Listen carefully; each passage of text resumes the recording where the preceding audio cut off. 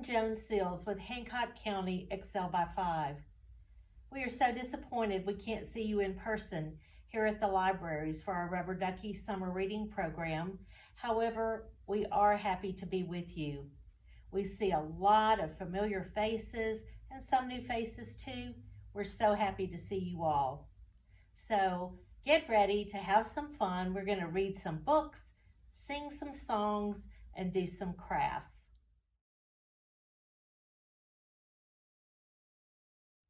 As you know, we begin with letter size. Let's practice before we start. Can you punch across your body like this? Parents, if you see your child punching out to the side, stand behind them and help them until they get the hang of it. This movement encourages connections in the brain, which is important for development and reading. All right, are y'all ready for letter size? Y'all stand up. All right, everybody up so we can letter size. We're going to say each letter, then punch out the sounds like a boxer. In between, we'll get in shape by jogging, jumping, and exercising our bodies and brains. Come on. All right, guys, let's march.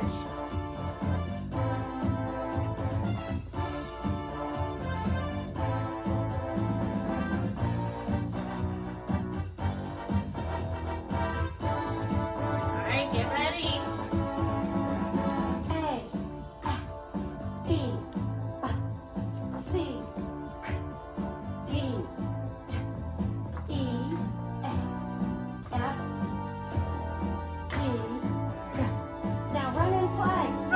Let's see how fast you can run. Now let's see how slow you can run. All right, just run now. All right. Get ready.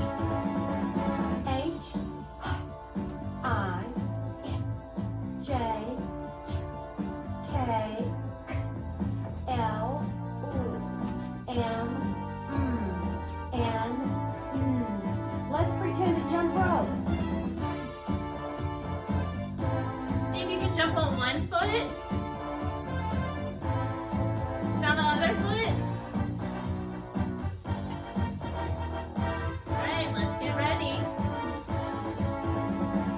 O, P, Q, R, S, T, time for jumping jacks.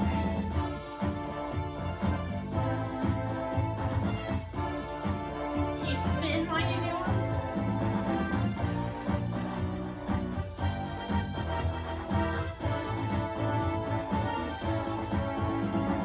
B, W, X, Y, Z. Super job! Now wave your arms. Wave your arms, Dance okay? around like the winner Spin you around. are.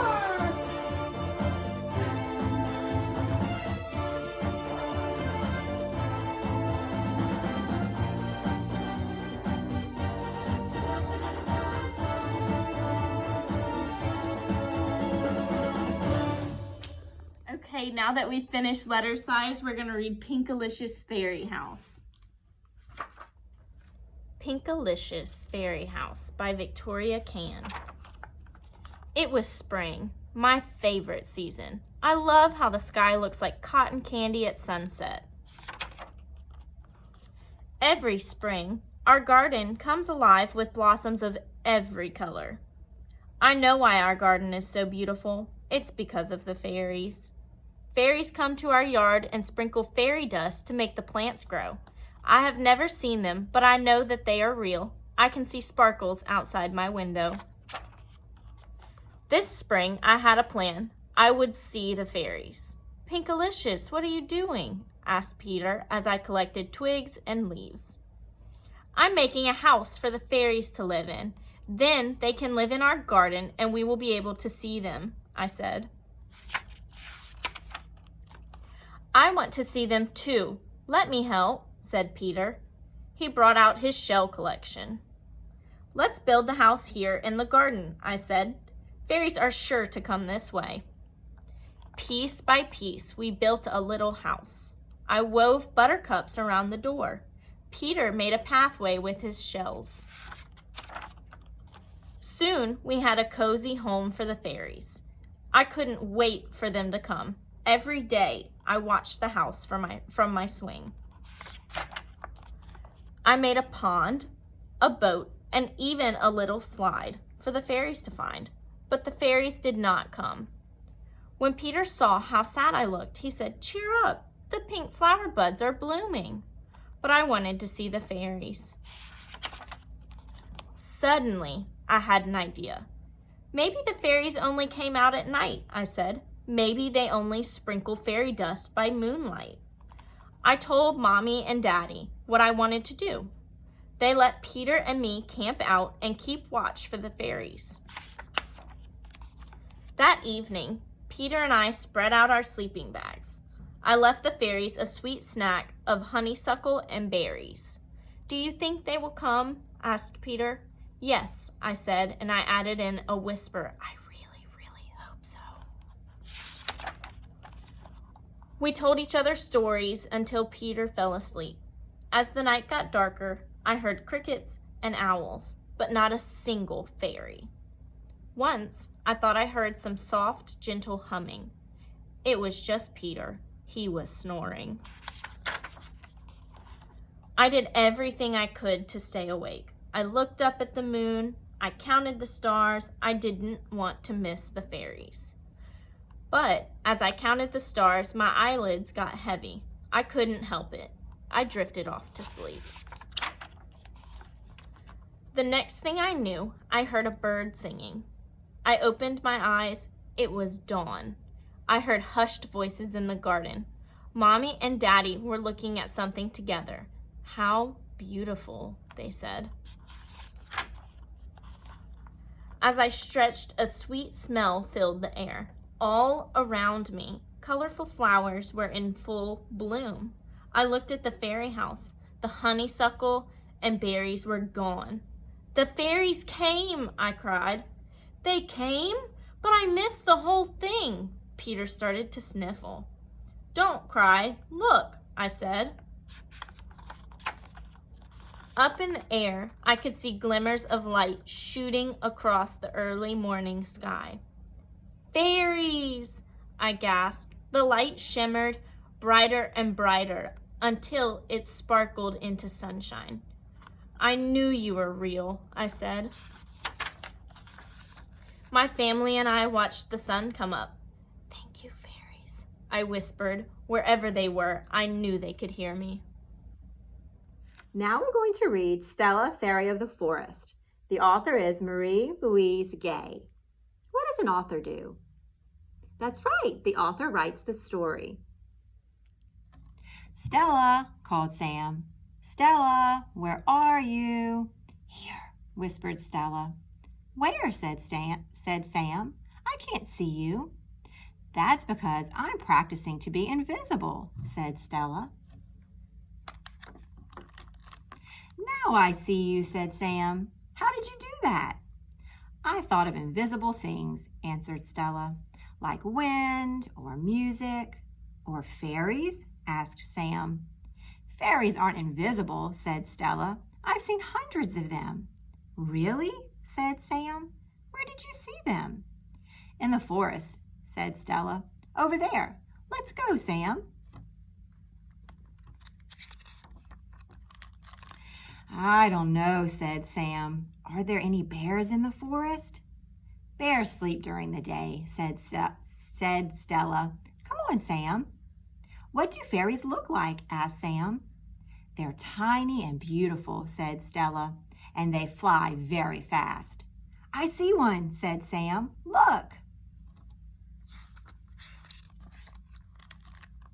"That's a butterfly, Sam," said Stella.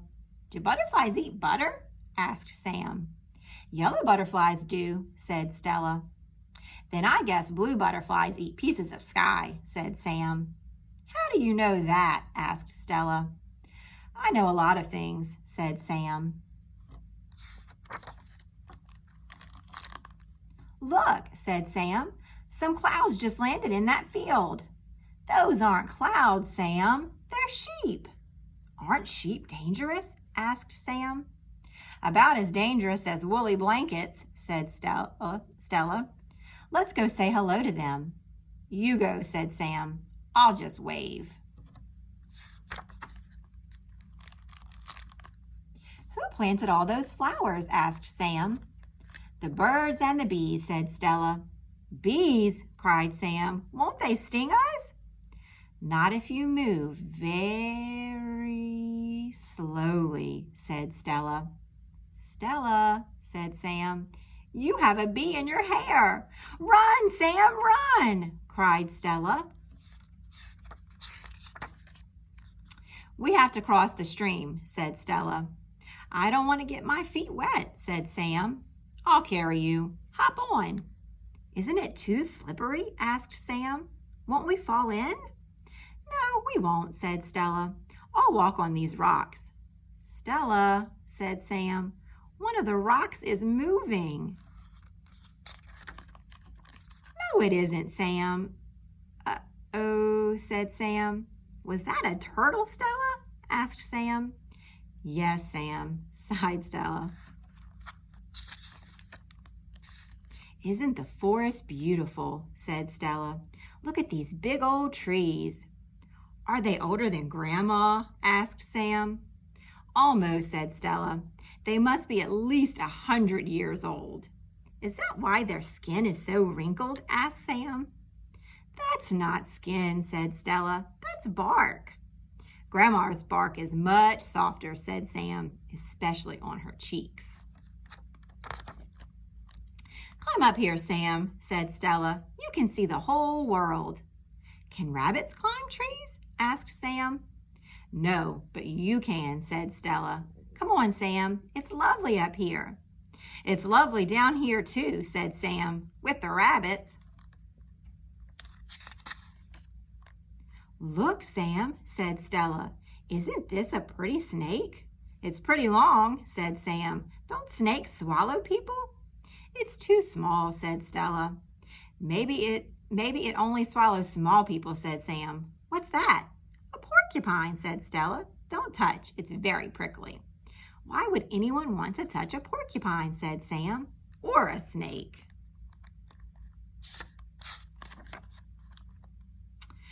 I'm the king of the castle, sang Stella. How do rocks grow so big? Asked Sam. A giant waters them every day, said Stella. Come on up, Sam. I think the giant is watering his rocks right now, said Sam. It's just raining, Sam, said Stella. Let's build a forest house. How? Asked Sam. Why? We'll make the roof out of branches and ferns, said Stella, and we'll sleep on a bed of moss. Sleep? Said Sam. Won't the bears be waking up soon? Just help me carry the ferns, said Stella. This is perfect, said Stella. What do we do now? Asked Sam. Look for fairies, said Stella. If you see a fairy, you can make a wish. I see one, cried Sam. Where? Where? Too late, said Sam. It just flew away. Oh, well, said Stella. What was your wish? I wish I could stay here forever, said Sam. Me too, said Stella. So we're going to sing Fairies Fly, sung to the tune of Frere Jacques. You have the words in your bags that we had sent home with you, so get ready.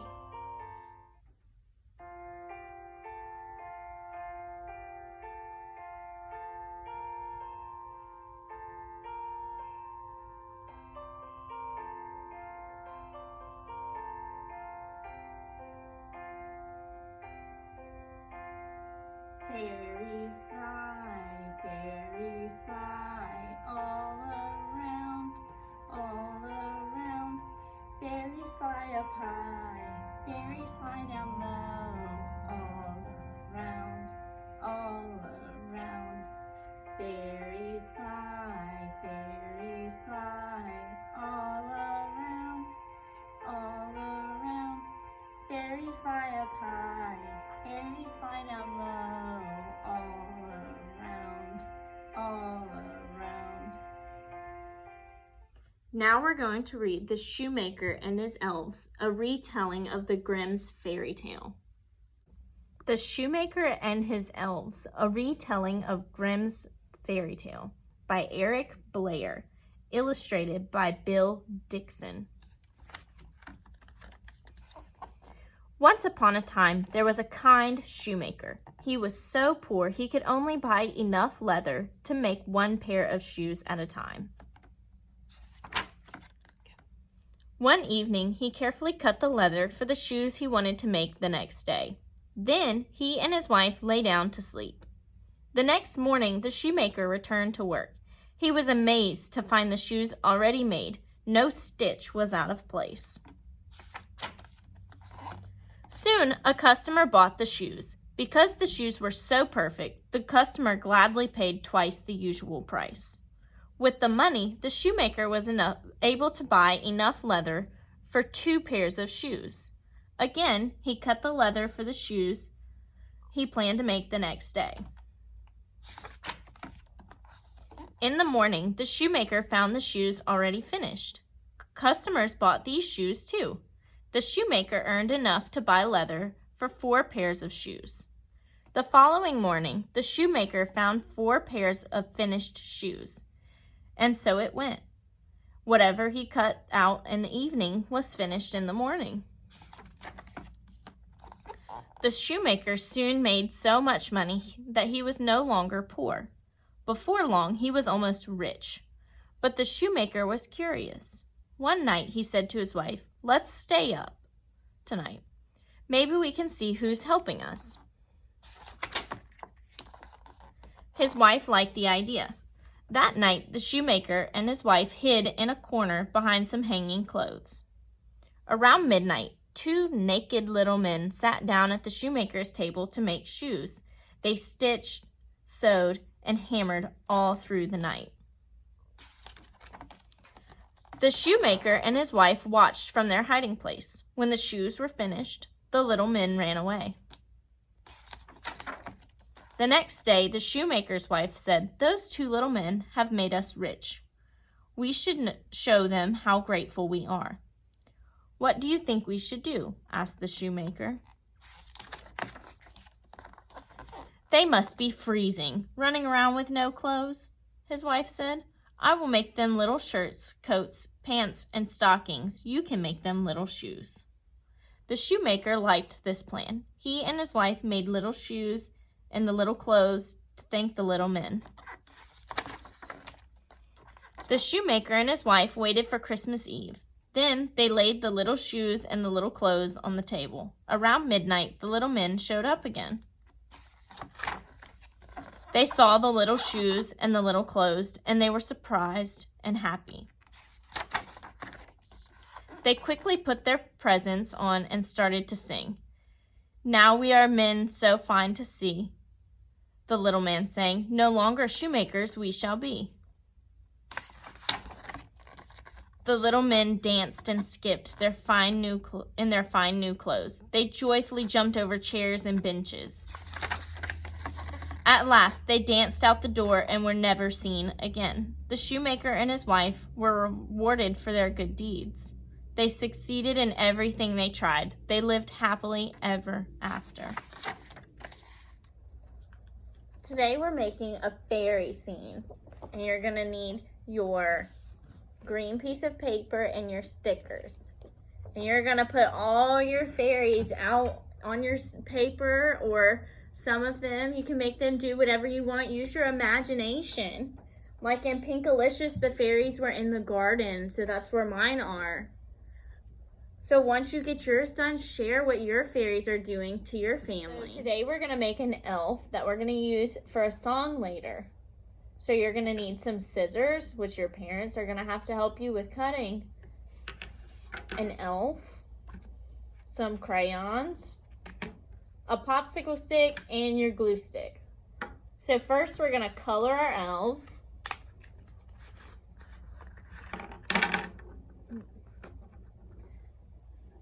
And then once you're done coloring, you're going to cut it out. And then Your parents are going to have to help you cut it out. And once it's cut out, we're going to take our elf and our popsicle stick, and we're going to put glue on the elf. And then we're going to glue it down on our popsicle stick, and we'll close our glue up. You push it down, and then you'll have your own elf to use. We're going to sing There's a Little Elf, and it's sung to the tune of If You're Happy and You Know It. And we're going to use our elf that we made today as our craft to point to each body part we sing about. Ready?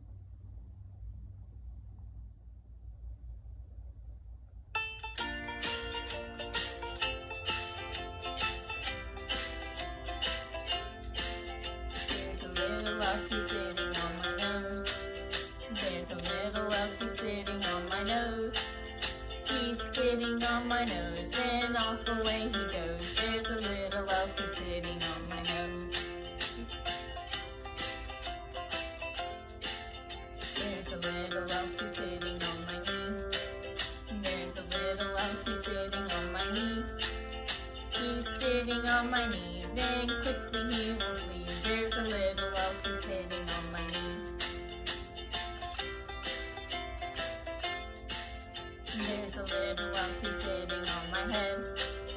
There's a little elfie sitting on my head. He's sitting on my head, then he goes to find a bed. There's a little elfie sitting on my head. There's a little elfie sitting on my feet. There's a little elfie sitting on my feet. He's sitting on my feet, then he goes to find a seat. There's a little elfie sitting on my feet. There's a little elfie sitting on my hair. There's a little elfie sitting on my hair. He's sitting on my hair, but I don't really care. There's a little elfie sitting on my hair. Alright, I have had so much fun learning with y'all today, and I am now ready to do Tootie Top, my favorite thing.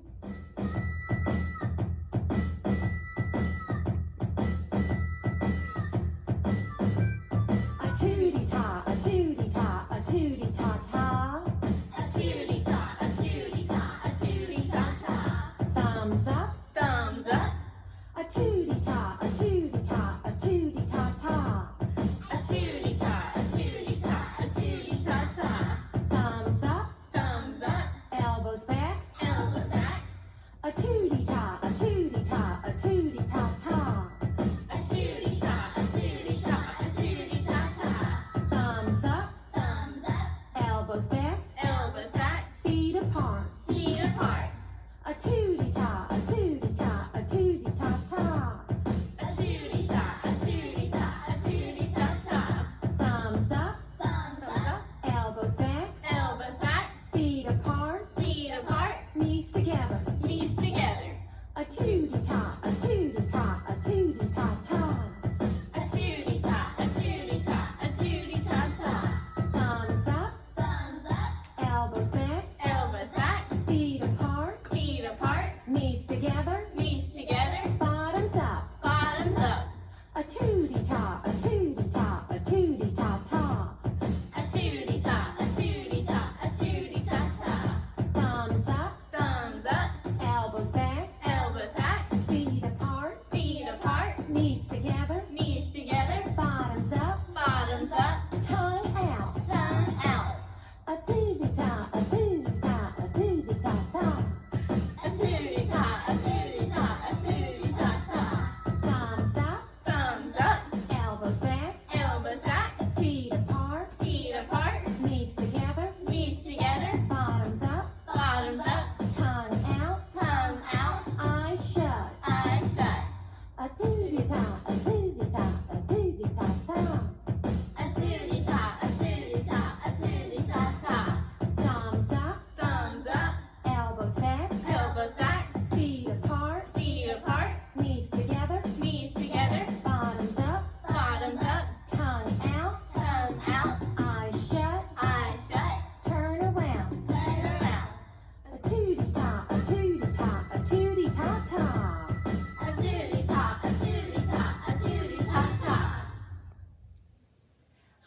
Joan Seals with Excel by 5.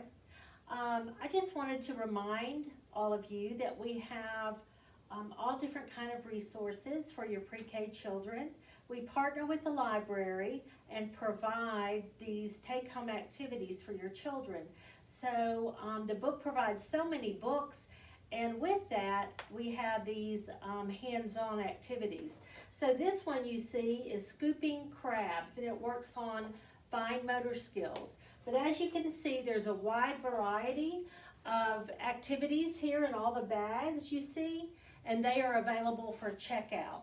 So with curbside pickup available, you might want to check out some of these hands-on activities for your pre-K learners.